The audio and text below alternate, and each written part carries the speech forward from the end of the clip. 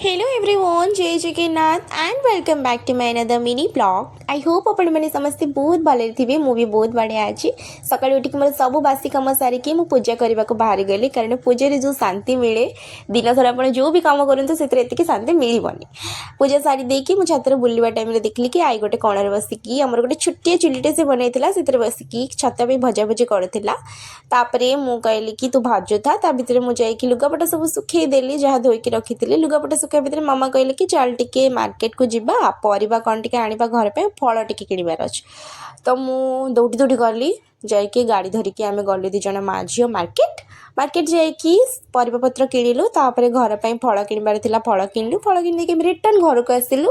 Return घर को आसला बेले देखली कि आई बसिकी एबे जाए छतुआ बसला मु कहली तू गोटे काम कर तू जा गाधे पाधे कौन खाईदे मत दे जहाँ अच्छी लास्ट को भाजी देवी। लास्ट को चूड़ा थिला से मुझे भल भाजी देली भाजी देकी मु गली लंच पे प्रिपरेशन करार से भात बसीदेली आ मत बुट पकई घांट तरकारी करार से डायरेक्ट प्रेशर कुकर ही सब परिपत्र पकईकी बसईदेली।